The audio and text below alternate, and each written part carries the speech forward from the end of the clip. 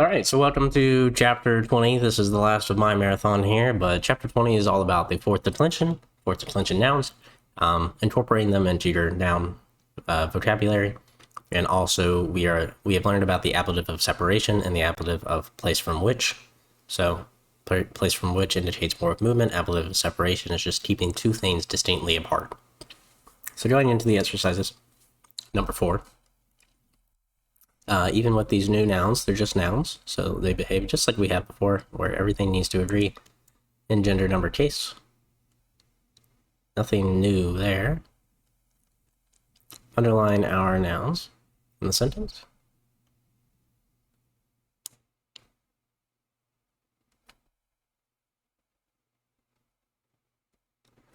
Underline pronouns.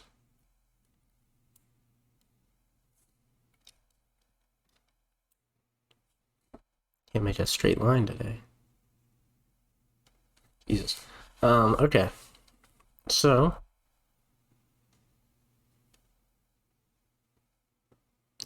another verb here.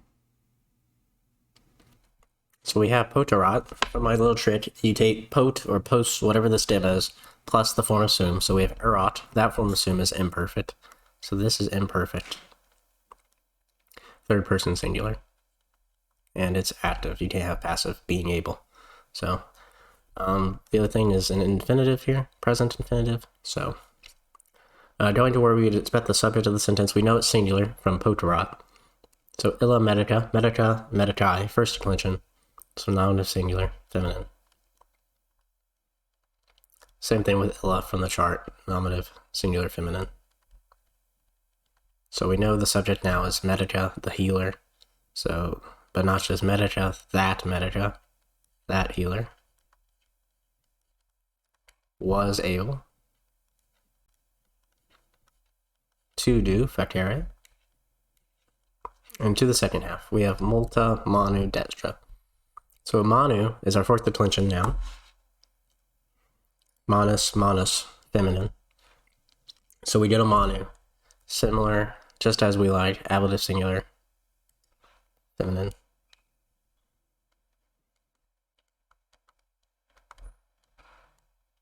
Same thing with the manu down here.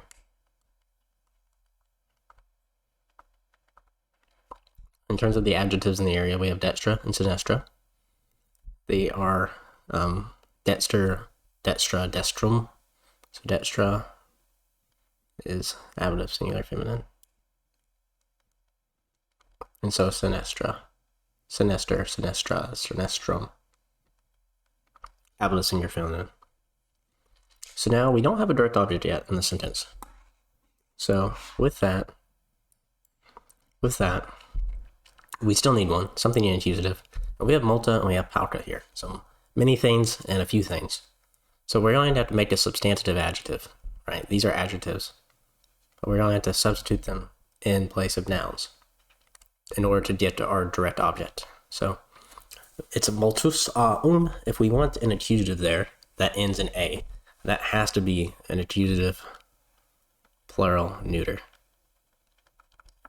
And same thing with pauca. So we're talking about many things and a little things. Few things, many things and a few things. So they were able to do many things, which makes sense, right? They can do a lot, many things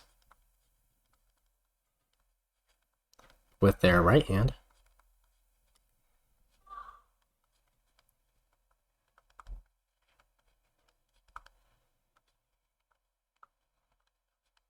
But few things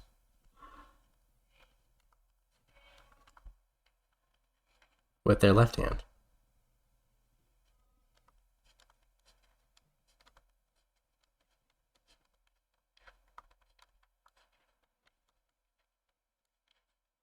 Okay. Number 8. We have this sentence here, 2 parts. Finding our verb. Down here, definitive right here.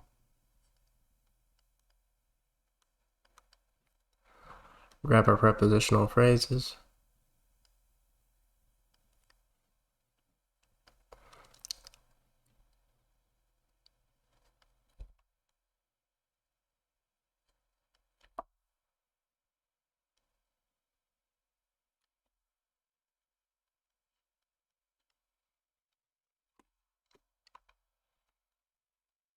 Grab the last bit of our nouns here.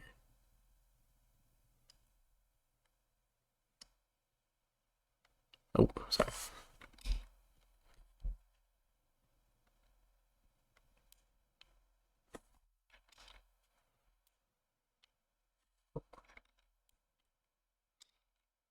Not having much luck here, am I? Okay. So pater, it's pretty naturally our subject. Petunia, petuniae. We know that this is an accusative singular. So there's our direct object. Skip all our prepositional phrases. They're not necessary. We have the infinitive and we have coeperat. Okay.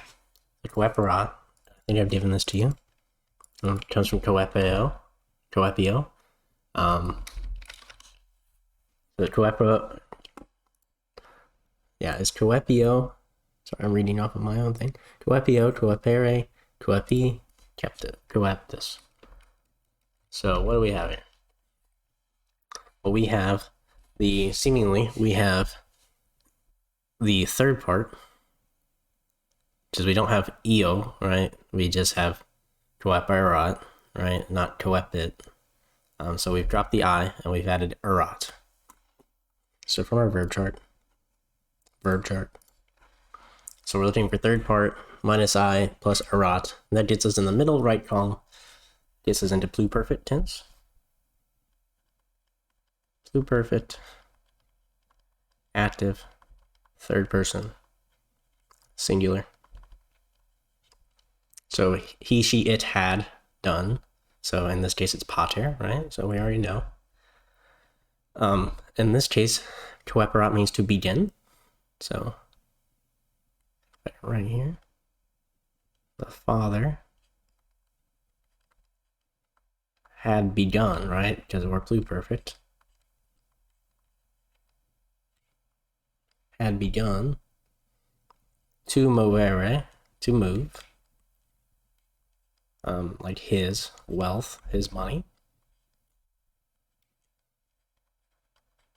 And now we fill in our prepositional phrases. We have et gratia, gratia without the macron is Greece. Et states the ablative, so gratia, first declension, from Greece. Out of Greece. So you can see the motion, right? We're moving from Greece in suum patrium. So in is a preposition which can take accusative or ablative. What do we have here? We have patriam. So patria, I, country. Accusative singular. Feminine. We have a reflexive kind of adjective here, right? Suum. So his own. So into his own country. And it's not in, but into. So motion towards.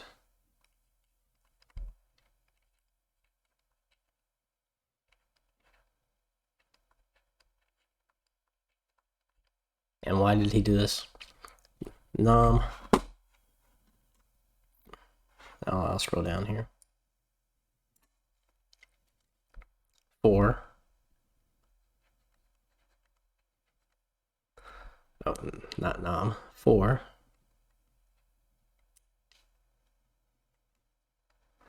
Kupavit. So that comes from kupio. You can see it's kupa v, kupa we. So we take in the third part, minus I plus it. On the verb chart, we're in the perfect now. For he desired, wanted.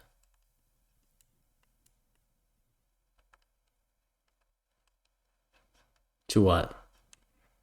To. And the question is, what is diste? It means to withdraw, right? To depart, to leave.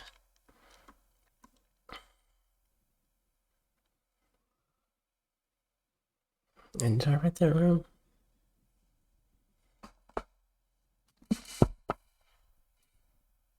Is it chapter 20?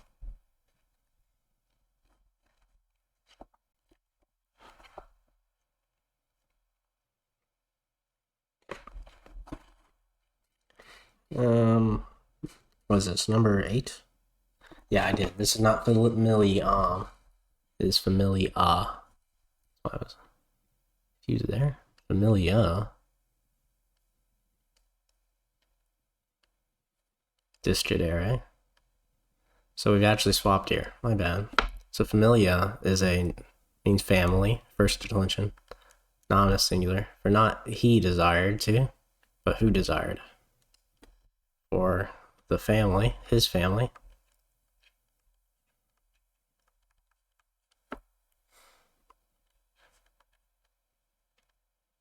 I will say wanted. Might be better here.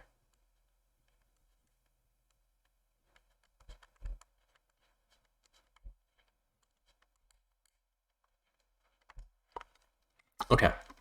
Last one. Isti coniurate ab urbe prohibere non possunt. Okay. Grabber verb. Possunt. Another verb form here. Preposition. All phrase. Noun. Pronoun. Okay. So possunt, right? Post plus sunt. So we know this is present. Active. Third person plural. They are able. Who is our subject? We have coniurati. That is a noun. Come from coniuratus, coniurati. It's in the beginning. It could be genitive singular, but we have a plural subject from a verb. It's in the beginning. So nominative plural is our choice. Isti is a nominative plural demonstrative pronoun. So these link together. These are fine. So we say those coniurati, conspirators.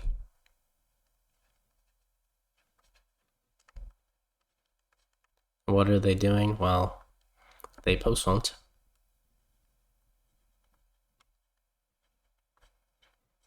Prohibere. Okay. So the question is, what is prohibere? So it means prohibere with an ere means to forbid, right? And I've got that down here. So when we take, and you should have been introduced to this already, but we have present active infinitives and we have present passive infinitives. So it's dash ere when we have present active, but it's dash I on the stem. So we've taken prohibere, ere, right? Ere, and we switch it to an I. So we are a present passive infinitive. So it's not are able to forbid, but are able to be forbidden.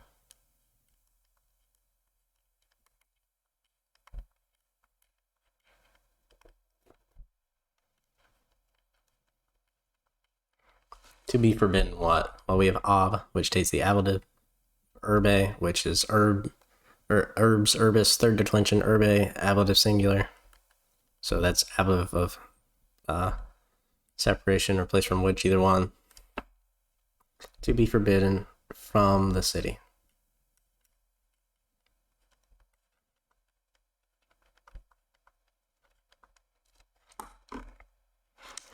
All right, and that is the chapter 20 exercises. Thank you, guys.